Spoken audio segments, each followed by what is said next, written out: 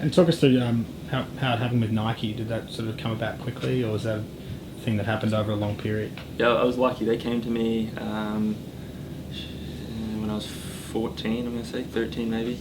And it's just started off with some clubs and golf balls, a few hats, maybe a couple pairs of shoes or something. And they wanted to see if I liked the brand. And I thought at the time it was just a really cool thing. Everyone was using Titleist and Shrixon, and all of a sudden I could start using Nike.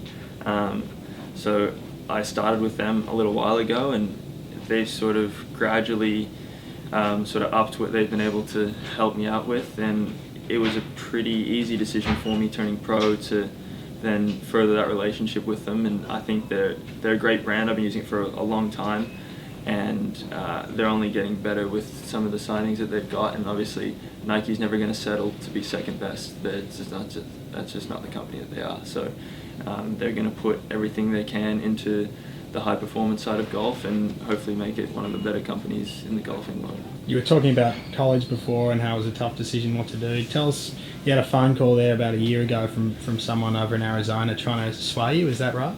Yeah, so that was an interesting one.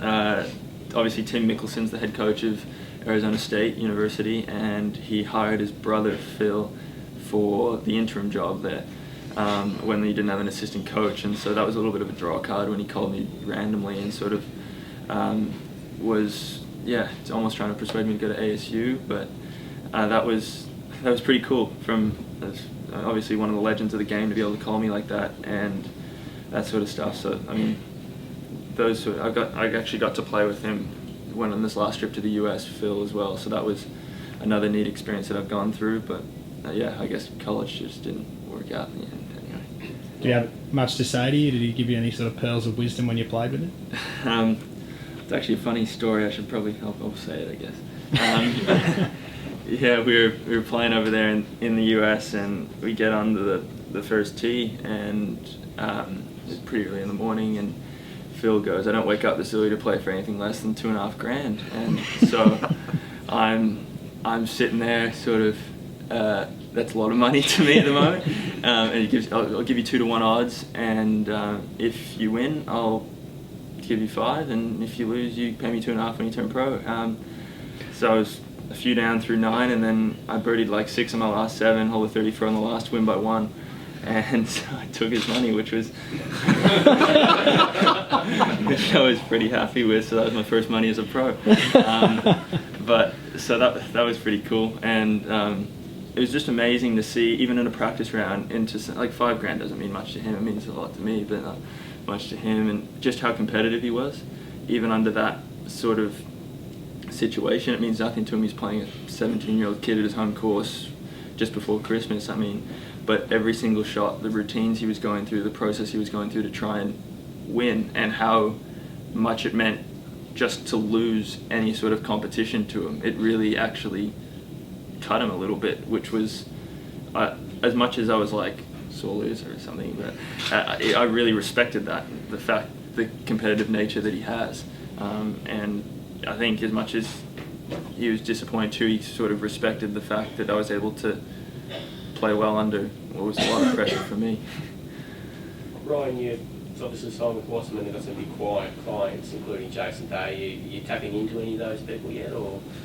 Yeah, very lucky in terms of that as well. Mark Leishman, Jason Day, Cameron Smith now on the PJ Tour as well.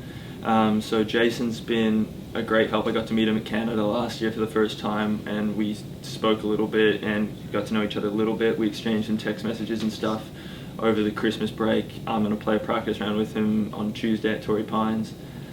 We organised that, so that'll be another good experience for me. And I mean, he's awesome, because he, as much as he's well established out there, he went through the same thing that I'm sort of going through fairly recently. So I can draw off his experience in that first few stages of his pro career as well. Did you bounce this idea off any of your current peers or other pros you know about going early as well? Like, obviously he went early as well. Yeah, Jeff Ogilvy's been he grew up here at this club too, and I've been lucky to get to know him through the Aussie events and through the golf club, and actually got to know him quite well. And he's always been a big supporter of trying to turn early, because as much as you get to play the pro events as an amateur, the bullets are sort of fake as an amateur. You've got nothing to lose. You miss a cut, you're sort of expected to, because you're an amateur. And when you get out there and you're playing off your own bat and there's money on the line and stuff like that, it becomes a little bit more real.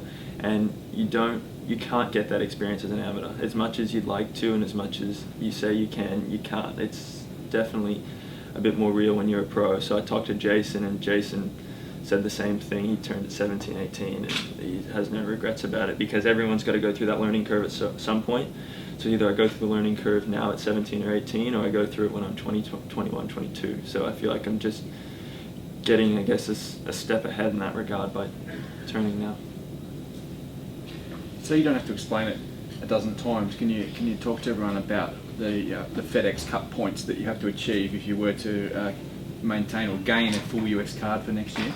Yeah, so I guess it's pretty complicated. So you get 7 maximum starts over there on sponsors invites. So it's very important that I don't schedule them back to back. If I top 10 one week, then I can get another start the week after without using one of my sponsor exemptions. So you can effectively turn 7 into 8, 9, 10, 11 starts. If I need to try and get within the top 125 from the previous year in FedEx Cup points, which I think last year was about 464 FedEx Cup points, I think it was, to then get my card for the year after. But if I don't do that, then it's not like it. There's a lot of other options. If I get the top 150, I can get special temporary membership. Top 200 would get me in the web.com, that 4 sort of event playoffs. So there's a lot of different options. And then, yeah, I mean, obviously best case scenario, you get in that top 125, you win an event, and that's 2 years status, and that you're off and you're set, I think. But there's a lot of other little options that if I don't play maybe quite as well as I'd like, that are still there for some good opportunities. Just sitting around here today, Ryan, there's a snapshot of a lot of people and a lot of groups who've meant a lot to you. If you'd like to talk about that just briefly before we wrap it up. Yeah, I mean, there's obviously a lot of people who've helped me out through my amateur stuff. Golf Australia, VIS, Golf Victoria, in particular. Victoria Golf Club, I started here when I was 12. Bob Lester over there in the corner, he's been a big help to me. He got me into the club when I first started, and it's been an important part of my journey to becoming a professional now and further on, because they've provided me with a great golf course, great practice facilities, and some great players who I've been able to associate myself with. Obviously to my parents as well, not only driving me and flying me and paying for me everywhere, but the expertise they've got from high-level sport as well has been very valuable to me. And my coach, Dennis McDade, Wasserman, I mean, there's so many people that I could thank now and will continue to thank and keep using into my pro career. I don't think much is going to change, except now I got my name on my bag and I get to start playing for money. But yeah, like I said, not